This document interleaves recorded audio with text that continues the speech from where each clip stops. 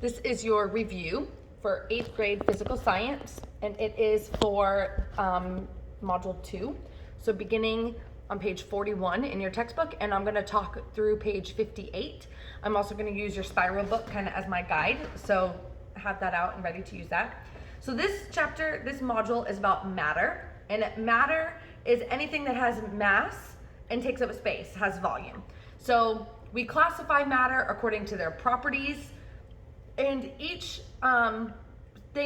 substance that's a type of matter with a specific property, each substance has its own composition. So matter is literally anything, but we classify them according to their properties, according to the other things that match that type of substance. For instance, slime has its own composition, has its own unique properties, and it's different from, say, a book. A book has different properties and is a different substance, just like me. I'm matter, right? Like, I'm made of something. I have mass, I take up space, I have volume. So we classify everything according to their properties and their composition. Now, matter we break it up into two categories: a pure substance or a mixture.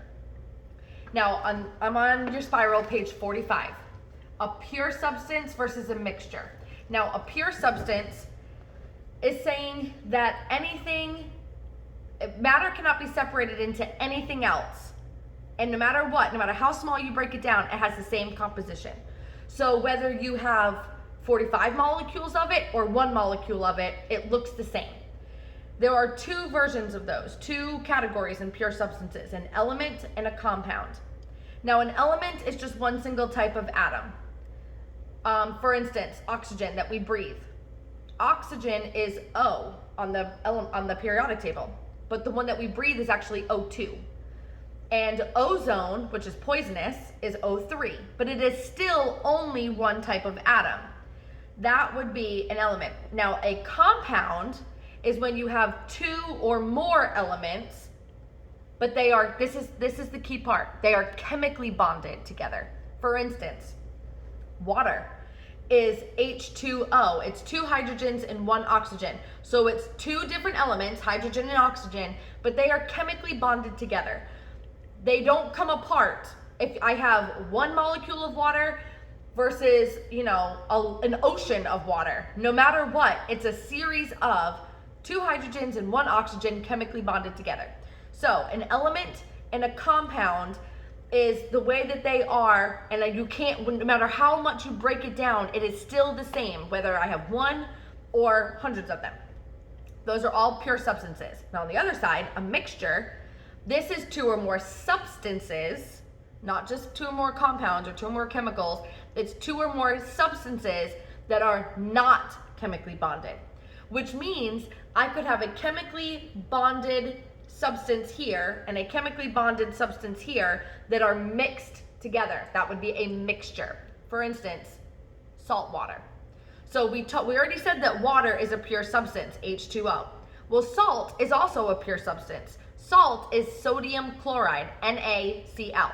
So NaCl is a pure substance, but when I mix it with water, it's NaCl chemically bonded together and H2O chemically bonded together, mixed.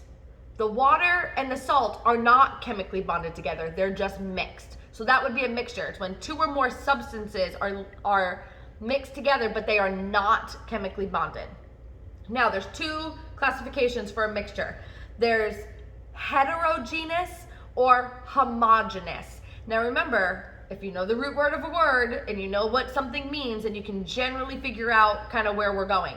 So hetero means different, and homo means same. Genus is talking about mixture. So heterogeneous means it's different. The parts of the mixture is different. For instance, sand and water. That's not going to dissolve into it. When you put sand and water together, you're still going to be able to see sand and water. Nothing's dissolving. They are literally different. The mixture is different. The substances are still different from each other. That would be a heterogeneous mixture. A homogeneous mixture means it's the same, which means that the parts of the mixture take on similar properties of each other and it becomes the same all throughout. They are evenly distributed. So go back to our not sandy water, but go back to the salty water. The salt is going to dissolve into the water. And although it's not chemically bonded to each other, it does dissolve and it is the same all throughout. So in my sandy water, heterogeneous mixture, if I take a sample from the top, it's going to be water. If I take a sample from the bottom, it's going to be sand. It's going to be different. But in my salty water mixture, where the salt and the water are mixed together, I can still separate that. I can boil the water and the salt residue is left behind. I can take that apart. It is not chemically bonded together, but it is dissolved into each other. And if I take a sample from the top of a salty water mixture or from the bottom of a salty water mixture, it's still salty water. It is the same all the way through. That would be homogeneous. Now, anytime that you have a drink where you are mixing things together and it's the same at the beginning as it is at the end, for instance, Kool-Aid or lemonade or sweet tea or where else would we put milk? Milk has vitamins and all sorts of stuff in it. Those are all homogeneous mixtures because it's different substances that are mixed together, but it's the same all the way through in terms of what you would find in each sample. You can still break it apart. You can go through a chemical reaction to physically separate those again, but it is not, so it's not chemically bonded to each other, but it is mixed to each other. Now in that case, when it's mixed and it's dissolved and everything's the same, and we also will call a homogeneous mixture, we call it a solution. So turning the page in your spiral book, your next page had a ton of definitions. And some of them are review. An element is just a pure substance, it's by itself, it cannot be broken down anymore, and it is a single atom. An atom, so if we use the word atom in that definition, we need to know what an atom is. An atom is just the smallest chemical unit of an element. So ozone, O3, that's an element. But it is made up of an atom of oxygen. A molecule and a compound is when you start getting a little trickier. So a compound is pure substances with two or more elements, remember, chemically bonded together. So an example would be salt, NaCl. They're chemically bonded together. A molecule would be the smallest unit of a chemical compound made of two or more. So H2O would be a molecule. A single molecule of water is H2O. It's chemically bonded to each other. Mixture, again, is just two or more substances not bonded together. Solution just means homogeneous mixture. Now, solute and solvent, when we're talking about things dissolving into each other, the solute is what got dissolved, salt. The solvent is what's doing the dissolving, water. Usually the liquid is what's doing the dissolving, and that is the solvent. Now, when we talk about compositions, it's important to note that a fixed composition is a compound, but mixtures do not have fixed compositions. So on OIO 2.2, why can the properties of a mixture vary? Because the composition is not fixed. Doesn't matter, you can add it. You can make sweet tea sweeter or not as sweet. It's still sweet tea. So it's not a fixed solution. Now, talking about matter, let's jump ahead a little bit. We also classify them not just by their properties, but we classify them by how they move and what they look like. So we have three main states of matter: solid, liquid, and gas. A solid is a definite shape and a definite volume. A liquid has a definite volume, but it takes the shape of whatever it's in. So if you pour water in a bowl versus a cup versus a cylinder, it's going to take the shape of whatever it's in. A gas has no volume and no shape. It's just all over the place. Now, the last word, density, we're going to get to that. That is mass over volume. That's a ratio, and we're going to talk about that in a few minutes. So, all matter has motion, all of it. So matter is made of molecules. The molecules are literally moving. The motion is different depending on the state of matter that it's in. So a solid has very little motion. It's the equivalent of people. Your book talks about people sitting in an auditorium. They can move around, in their chair, but they're not moving around the auditorium. So that would be little movement. In fact, they say that the atoms are vibrating. So they're in a fixed position, but they're kind of vibrating in place. There is still motion, just not a lot. And that is why it has a fixed shape and definite volume, because they stay in their space and it doesn't move. Now, the next one, a liquid, the example it gives is about runners in a race. So, they're on the road, they kind of take the shape of the road, they take the shape of the barriers. A runner who's fast, might have to pass somebody else who's slower. So there's movement, there's fluid movement, but it's still kind of in a shape of whatever it's given. The barriers on the road, the bowl that the water is sitting in. Versus a gas, the example that it gave, now this motion is very fast. It's like jumpers in a bounce house. They're bouncing all over the place. They bounce off of each other, they bounce off the sides, they're all over the place. So a gas has very fast particle movement. Kinetic energy is simply the energy something has due to its motion. So kinetic energy is going to be higher in a gas, because there's a lot of motion, and very low kinetic energy in a solid, because there's not a lot of motion. But there is still kinetic energy, and that theory is actually called the kinetic theory of matter, the idea that all matter has motion within it. Now there's a fourth state of matter that exists in the universe. It does not exist on Earth because of the temperature that is needed for this state of matter to exist. It's very, very hot.